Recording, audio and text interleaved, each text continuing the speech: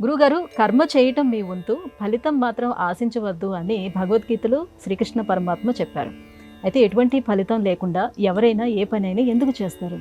భగవద్గీతలో కృష్ణ పరమాత్మ కర్మణ్యేవాధికారస్తే మా ఫలేషు కదాచన మా కర్మ ఫలహేతుర్భూ మాతే సంగోష్ఠ కర్మణి అని చెప్పారు.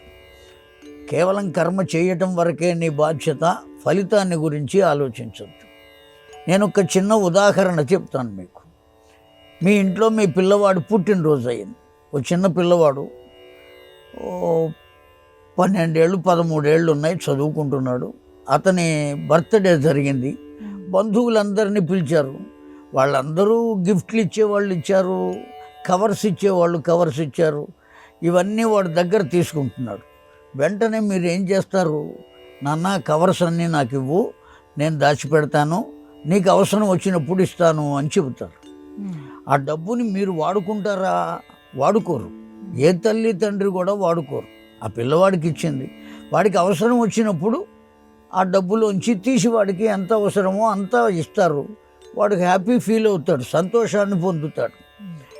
వాడికి వచ్చిందంతా మీ దగ్గర పెట్టుకుని కావలసినప్పుడు మీరు ఎట్లా ఇస్తున్నారో, భగవంతుడు కూడా మనకు తల్లి తండ్రి అతడే అయ్యున్నాడు కనుక మనం చేసినటువంటి కర్మ యొక్క ఫలితం మొత్తం భగవంతుడి దగ్గర పెట్టుకుని మనకు అవసరమైనప్పుడు ఆ ఫలితాన్ని మనకు ఇస్తూ ఉంటాడు. మొత్తం అంతా పిల్లవాడికే ఇస్తే దాన్ని దుర్వినియోగం చేసే అవకాశం ఉంది.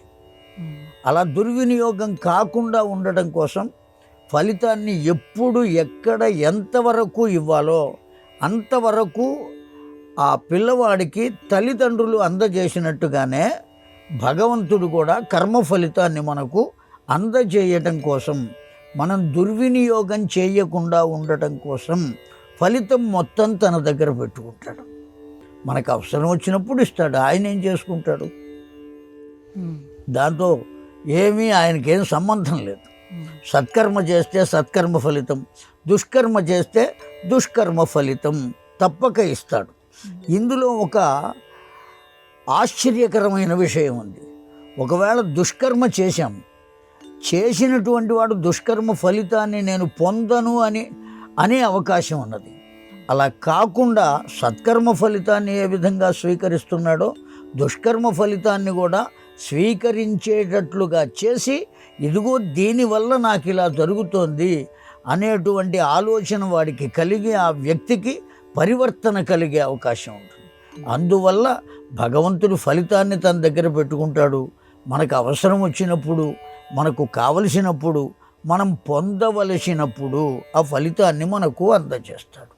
అందువల్ల కర్మణ్యేవాధికారస్తే, కర్మ చేసేటువంటి అధికారం మాత్రమే నీకున్నది.